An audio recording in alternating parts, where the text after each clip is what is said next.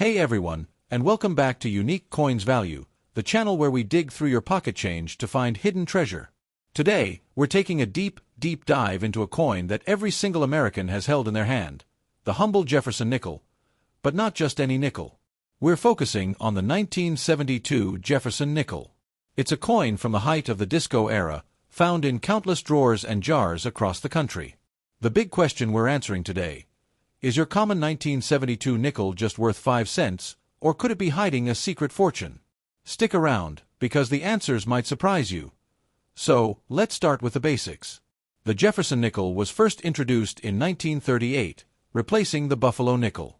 The design by Felix Schlag features a left-facing portrait of President Thomas Jefferson on the obverse, and his iconic home, Monticello, on the reverse. Why 1972? This design was a familiar sight. The U.S. Mint was producing millions upon millions of these coins to facilitate everyday commerce. They were struck at 3 mints that year: Philadelphia, no mint mark; Denver, D mint mark; and San Francisco, S mint mark. Now, let's get right to the heart of the matter. You find a 1972 nickel in your change. You pick it up. What is its circulated value? For the vast, and I mean vast majority of 1972 nickels, the answer is 5 cents. I know, it's not the exciting reveal you were hoping for. But hear me out. The reason is simple: mintage numbers. The Philadelphia Mint struck over 300 million nickels that year. The Denver Mint struck over 300 million as well. And even the San Francisco Mint, which often produces lower numbers for proof sets, struck over 3 million circulation strike nickels. That's over 600 million coins entering circulation. Because they were made in such enormous quantities, and because the nickel's copper-nickel clad composition is fairly durable, survivors are extremely common. A worn, circulated 1972 nickel is still just a nickel in terms of monetary value. So, if you have one like this, with full steps worn away and a date that's barely visible, it's a great piece of history, but it's not going to pay for your next vacation. However, and this is a big however, value in coin collecting is never just about the date. It's about condition, mint marks, and errors. This is where the story gets interesting. Let's break it down. First up, condition and grade ****. As with all coins, a 1972 nickel in pristine, uncirculated condition is worth more than its face value. Collectors seek out coins that look like they just left the mint. The key feature on a Jefferson nickel is the steps on the reverse of Monticello.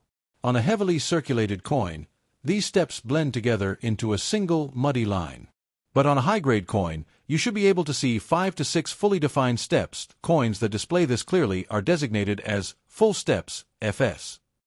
A 1972 nickel graded by a service like PCGS or NGC as MS66, mint state 66, with full steps can be worth significantly more. Let's talk numbers. An average uncirculated 1972 P or 1972 D nickel, without the full steps designation, might only be worth 50 cents to $1. But if it's a premium gem quality with full steps, you're looking at values ranging from $20 to over $100 for the highest grades like MS-67. So, if you have a brilliant, shiny 1972 nickel that looks like it's never been spent, it might be worth getting it graded. Now, what about mint marks? We mentioned the 3 mints. While the Philadelphia and Denver coins are common, the 1972 S nickel is a bit of a different story. The San Francisco Mint was focused on producing proof coins for collectors' sets. But in 1972, they also produced a small run of circulation-quality business strikes. While 3.2 million is still a lot, it's far fewer than the other mints.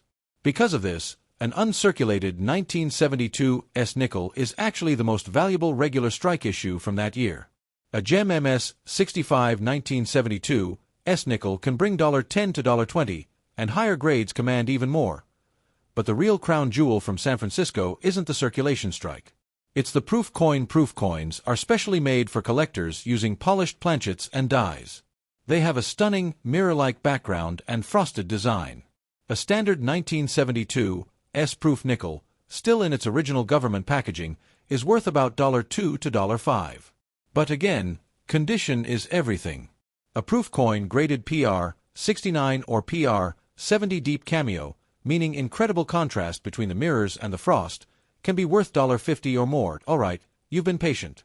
Now let's get to the most exciting part: errors and varieties. This is where a common 1972 nickel can transform from a 5-cent piece into a coin worth hundreds of dollars. The 1972 year is famous for one particular error. The 1972 double die obverse, side-by-side comparison appears. On one side, a normal Jefferson portrait. On the other, a dramatically doubled portrait, especially visible on the words, "In God We Trust," and "Liberty." A double die occurs when a hub imprints an image onto a working die twice, at a slightly different angle. This creates a distinct, shadowy doubling effect on all the coins struck by that die. It's not to be confused with machine doubling, which is much more common and worthless. The 1972 double die is a recognized and valuable variety. It's most prominent on the inscriptions on the obverse. If you see clear doubling on the words, "In God We Trust," especially the G and T, you might have hit the jackpot. Circulated example of this error can still be worth $100 to $300. And if you find one in uncirculated condition, you could be looking at a coin worth $500 to over $1,000. Other errors to look for include off-center strikes where the coin isn't struck perfectly in the center. The value depends on how far off-center it is. Broad strikes where the coin isn't held properly by the collar, causing it to spread out like a pancake. Clipped planchets where a section of the metal blank is missing because of an error in the punching process. Any of these errors can add a significant premium, often $20 to $100 plus, depending on the severity and eye appeal. So, how do you find these valuable nickels? It's all about the hunt. Get a roll, go to your bank, and get a $2 roll of nickels. It's a cheap and fun treasure hunt. Inspect carefully, look for any coin that seems unusually shiny or sharp. That's your potential uncirculated candidate. Check the steps, use a magnifying glass or the macro lens on your phone to examine the steps on Monticello. Are they full and separated? Find the mint mark, turn it over. Is it a 1972 S? If so, set it aside for a closer look.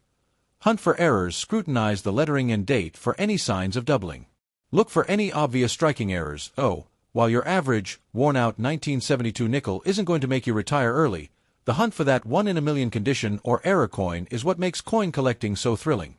It turns an everyday object into a potential treasure. I want to hear from you.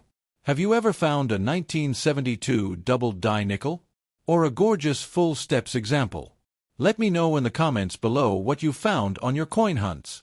Today we're diving deep into one of the most common coins you're likely to find from the late 80s, the 1987 Jefferson nickel. It's a coin millions of us have held, spent, and overlooked.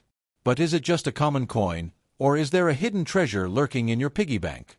We're going to break down its history, its key features, and most importantly, its circulated value. Let's get started. First, a little bit of history. The Jefferson nickel was first introduced way back in 1938, replacing the Buffalo nickel. It features a portrait of Thomas Jefferson, our third president, on the obverse, and his iconic Virginia home, Monticello, on the reverse. This design was the standard for decades. Now, fast forward to 1987. This was the heart of the Reagan era. Hair was big, synthpop was king, and the U.S. Mint was producing coins at an absolutely massive scale. In 1987 alone, the Philadelphia Mint struck over 694 million nickels. And the Denver Mint? They produced another 677 million. Let that sink in. Over 1.3 billion nickels were made that year. That's a staggering number. It means that even 35 plus years later, these coins are absolutely everywhere. They were made for commerce, not for collectors, and they did their job perfectly. You found a 1987 nickel. The first thing you need to do is find its mint mark. This tiny letter tells you which mint facility struck the coin. On Jefferson nickels from this era, the mint mark is located on the reverse, the tails side of the coin, on the right side, just to the right of Monticello. You'll find one of two things: a D for the Denver Mint, a P for the Philadelphia Mint. Now, interestingly, Philadelphia didn't always use a P mint mark on nickels. They started in 1980, so your 1987 will have one. There are no proof coins or special mint sets for circulation in 1987 that you'd find in change. Those were sold directly to collectors. So for circulated coins, you're only looking for P and D. Alright, let's get to the million-dollar question.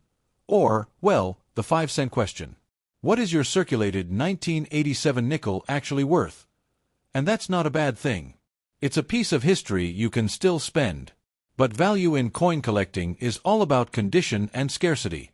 And as we saw, scarcity is not this coin's strong suit. Let's break it down by grade. A circulated coin can range from "this coin has seen things." The details are smooth, the lettering is worn down. It's worth exactly 5 cents. You can see more details on Jefferson's hair, and the steps of Monticello are clearer. Still, just 5 cents. This is where it gets interesting. This coin has only been in pockets for a short time. It still has a lot of its original luster and sharp details. While still common, a coin in this condition might be worth a 10 to 25 cent premium to a collector who needs a nice-looking example for their album. But remember, with over 1 billion made, even an AU coin isn't rare. It's all about finding a buyer who wants that specific coin and is willing to pay a quarter for it instead of just grabbing another one from their change jar. Now, this is where the story gets exciting. While a normal 1987 nickel is common, the real value, the hidden treasure, lies in finding an error coin. The massive production numbers mean that even tiny mistakes, which are incredibly rare proportionally, did manage to slip out. If you find one of these, you could be looking at a coin worth anywhere from $20 to over $100, even in circulated condition. Die cracks. These look like raised, jagged lines on the coin's surface. They occur when the metal die used to strike the coin fractures under pressure. This is when the coin blank isn't struck perfectly in the middle. Part of the design will be missing, and you'll see a blank crescent moon shape on the coin. The more off-center, the more valuable. This happens when the retaining collar that holds the blank in place fails. The coin is struck but can spread out like a pancake, making it larger and thinner than a normal nickel. This is the holy grail for many modern coins. It happens when the die shifts slightly between strikes, creating a distinct doubling of the lettering or date. Check the date, 1987, and the words Monticello and 5 cents carefully for any shadowing or doubling. A doubled die coin, even circulated, could be worth a significant amount. So, while your search will almost certainly turn up a common coin, never stop looking closely. You never know if you're holding one of those 1 in a million errors. Check the mint mark. Is it P or D? Now you know. Examine it very carefully under good light. Look for any of those errors we talked about: doubling, off-centers, cracks. Be brutally honest about its condition. Is it truly uncirculated with full luster and no scratches? Or has it been in circulation for 30 years? For 99.9% of you, the answer will be to enjoy it as a piece of history. Maybe put it in a folder if you're building a date and mint mark collection, but don't expect to retire on it. However, if you have a jar of these, it's always worth a quick glance. Maybe set aside the shiniest ones you find. And who knows? Maybe you'll get lucky and find that needle in a haystack error coin that makes all that searching worthwhile. The 1987 nickel is a workhorse. It's a testament to American industry in the 1980s. It's not rare, it's not particularly valuable, but it's a solid, common coin that has stories to tell. It's a great coin for new collectors to start with because they are so easy and affordable to find. Oh, next time you get one in change, take a second to look at it. You're holding a piece of 1987 in your hand. Today, we're doing a deep dive on a specific year, the 2002 Jefferson nickel. This isn't just any nickel. It marks a major turning point in American coinage, a year of 2 distinct designs, and a year that has coin collectors checking every single one they find. We're talking history, design varieties, mint marks, and of course, the all-important question: what is the circulated value of a 2002 nickel? Stick around, because by the end of this video, you'll be sifting through your coin jar with a whole new purpose. To understand why the 2002 nickel is so special, we have to rewind a bit. From 1938 to 2003, the Jefferson nickel's reverse, the tail side, featured Monticello, Thomas Jefferson's famous estate. It was classic, it was familiar, but it was also getting a little stale. The U.S. Mint decided it was time for a change. 2004 and 2005 would see the release of 4 stunning new nickels to commemorate the bicentennial of the Lewis and Clark expedition in a series called the Westward Journey Nickel Series. But here's the key part: 2002 and 2003 were the last years of the original Monticello design. This makes the 2002 nickel the second to last year of a design that had been in production for over 60 years. It's the end of an era, and that always adds a layer of collectability. Now, this is where it gets really cool. In 2002, there wasn't a design change on the reverse, but there was a significant change on the obverse, the front of the coin, featuring Jefferson's portrait. the U.S. Mint introduced a new, handsome, or strong portrait of Jefferson. But they didn't stop producing the old one right away. This means there are two distinct varieties of the 2002 nickel. This is the portrait designed by Felix Schlag back in 1938. Notice the details. The portrait is more rounded, the hair is less detailed, and the motto "In God We Trust" is written in a larger, more pronounced font. This is the classic look we all grew up with. This new design, by artist Joe Fitzgerald, is a much more modern and detailed rendering. Jefferson looks younger and more determined. His hair is more defined and wavy. But the easiest way to tell them apart is the motto. Look at, "In God We Trust." On the new portrait, the font is smaller, thinner, and more delicate. It's a dead giveaway, so the first step in hunting a 2002 nickel is to check which variety you have. The old portrait is generally more common, as the new portrait was introduced partway through the year. Okay, you've identified your portrait. Next, flip it over. We need to check the mint mark. This tells us which mint produced the coin and is crucial for determining scarcity. In 2002, nickels were produced at 3 Mints Philadelphia, P mint mark, asterisk mintage asterisk asterisk a whopping 539, 280, 000, over 500 million coins. This is by far the most common 2002 nickel you will find in circulation. They are absolutely everywhere.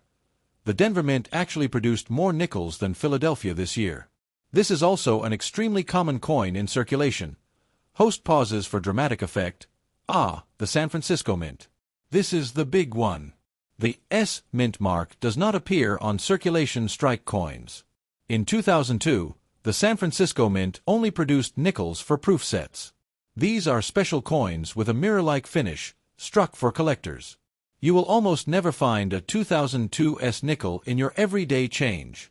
If you do, someone spent a collection piece, and you've hit a mini jackpot. Host is back at the main desk, with a jar of nickels, sifting through them. Text on screen, the million-dollar question, what's IT worth? Alright, let's get to the question you all clicked for. What is the circulated value of a 2002 Jefferson nickel? Let's be brutally honest. If you have a worn, circulated 2002 P or 2002 D nickel with either portrait, its value is 5 cents. I know. But don't click away. The numismatic value isn't in the base metal. It's in the condition and the errors. Nickel that's been bouncing around in pockets for 20 years is worth face value. However, if you find one that is in pristine, uncirculated condition, with full mint luster, no bag marks, no scratches, it might be worth a small premium to a collector, maybe 25 cents to $1, depending on the variety. But these are not found in circulation. They come from original bankrolls or mint sets. This is the real treasure hunt. The 2002 Old Portrait nickel is known for a couple of interesting varieties. 2002 P Old Portrait with a full step Monticello asterisk asterisk on the reverse. The steps of Monticello should have 5 clear, horizontal lines. On most worn coins, these are mushy. A coin with full, sharp steps, graded FS, can be worth $10 to $20 plus, even in circulated grades if the steps are truly exceptional. Die breaks and cuds look for any blobs of metal, extra lines, or weird imperfections. These are errors that can make any coin more valuable. Again, you won't find this in circulation. But if you did, or if you have one from a set, a circulated proof coin is damaged goods. However, a perfect 2002 S proof in its case is worth $3 to $5, so how do you hunt for these? It's simple. Get a handful of nickels, look for the date 2002. Check the portrait. Is it the old one or the new one? Remember the font on "In God We Trust." Check the mint mark. You'll almost always find a P or D. Examine the reverse. How are the steps on Monticello? Are they full and clear? It's a fun, low-stakes way to get into coin collecting.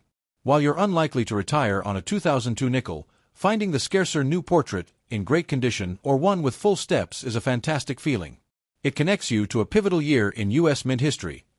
The 2002 Jefferson nickel is a testament to the idea that history and value are literally in the palm of your hand.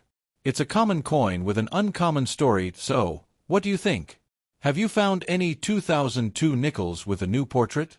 Have you ever found a full-step nickel? Let me know in the comments below. I read every single one. If you enjoyed this deep dive, hit that like button and subscribe for more content on hidden value in everyday coins. Don't forget to ring that notification bell so you don't miss what we're hunting for next. Until next time, keep checking your change. Happy hunting, everybody!